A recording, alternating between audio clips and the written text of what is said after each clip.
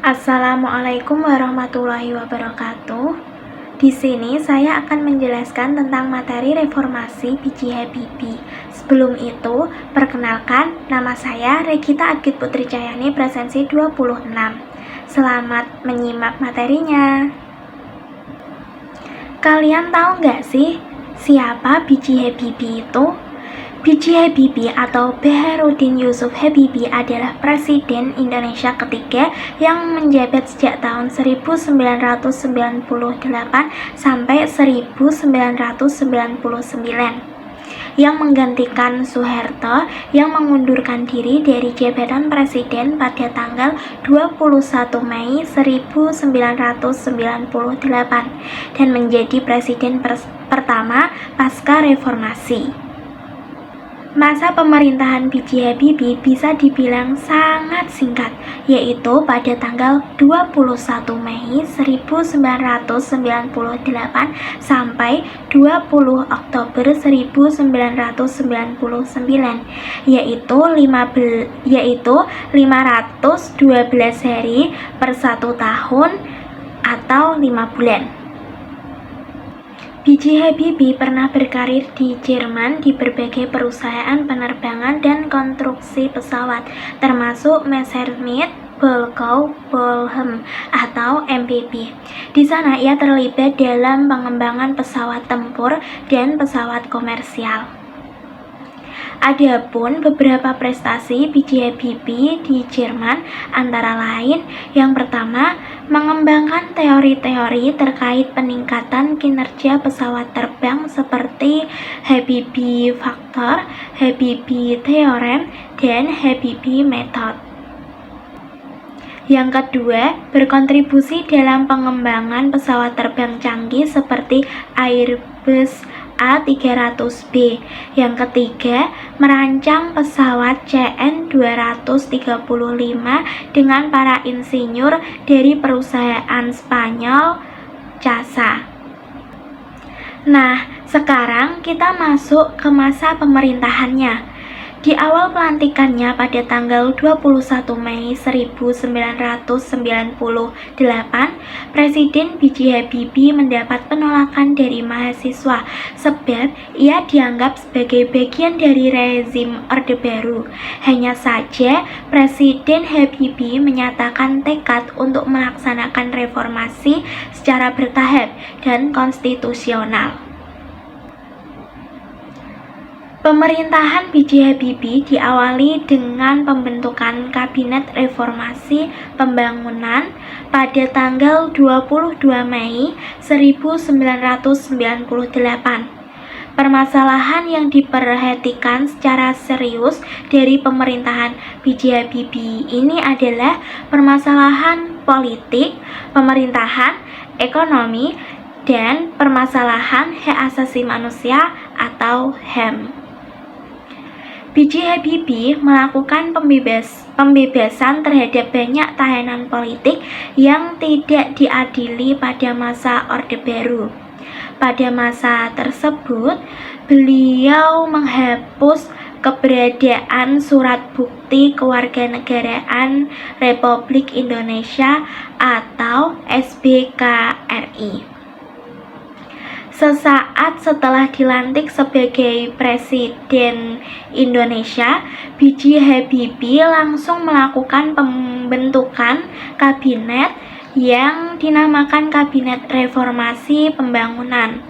Kabinet ini dibentuk pada tanggal 22 Mei 1998, tepat 1 hari setelah Soeharto menyatakan pengunduran dirinya dan bertugas sejak tanggal 23 Mei 1998 hingga masa baktinya berakhir pada tanggal 20 Oktober 1999.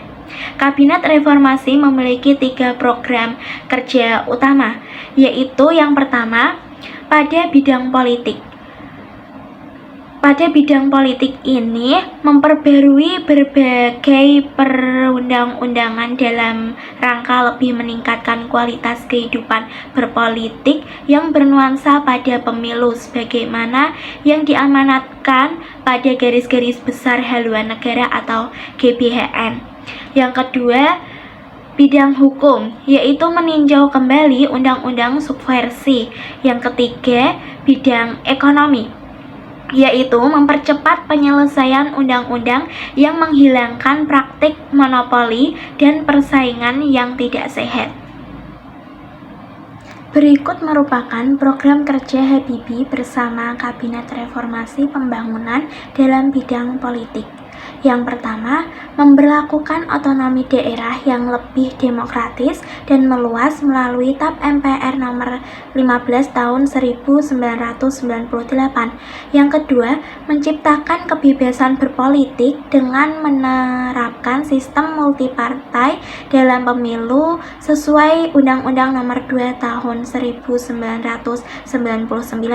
Yang ketiga, menciptakan kebebasan pers. Yang keempat, membatasi masa jabatan presiden maksimal 2 kali masing-masing 5 tahun.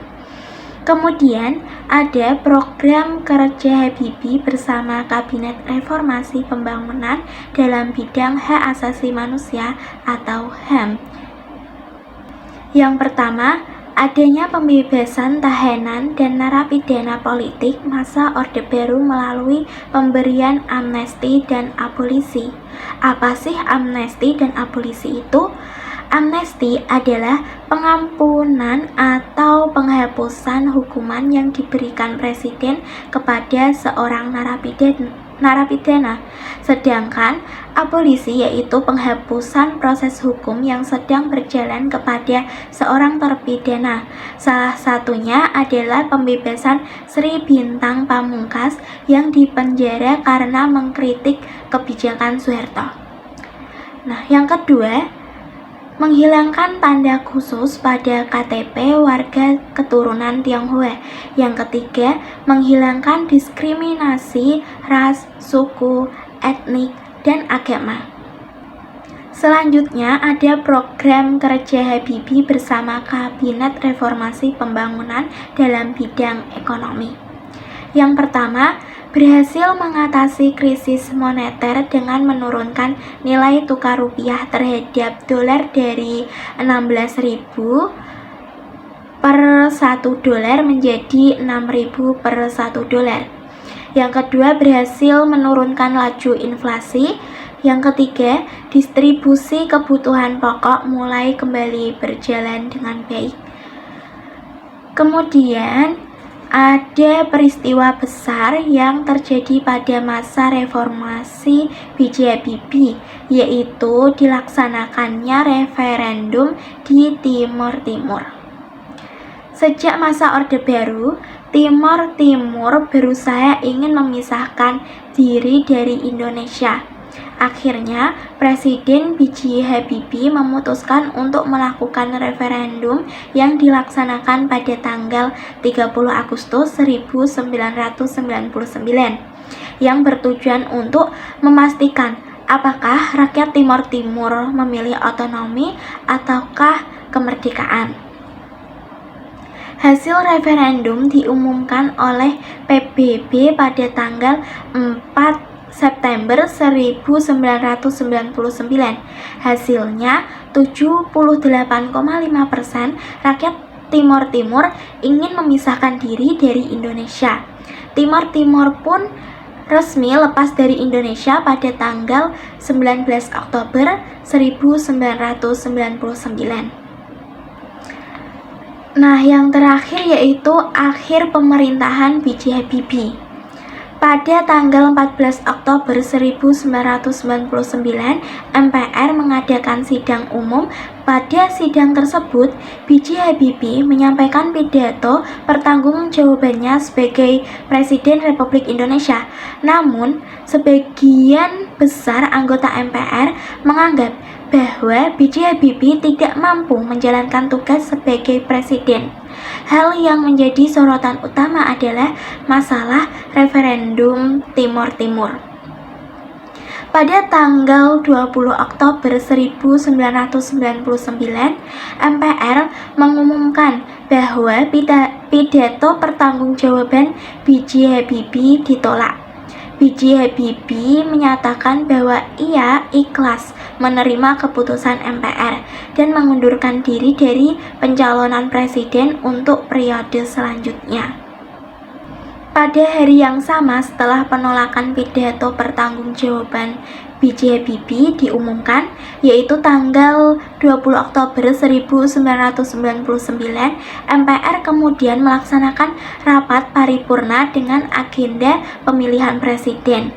Pada saat itu, calon presiden antara lain Abdurrahman Wahid, Megawati, dan Yusril Ihsan Mahendra, namun Yusril mengundurkan diri. Kemudian Abdurrahman Wahid dinyatakan menang dan diangkat menjadi Presiden Republik Indonesia selanjutnya. Terima kasih sudah menyimak materinya. Mohon maaf jika ada salah kata. Semoga bermanfaat. Wassalamualaikum warahmatullahi wabarakatuh.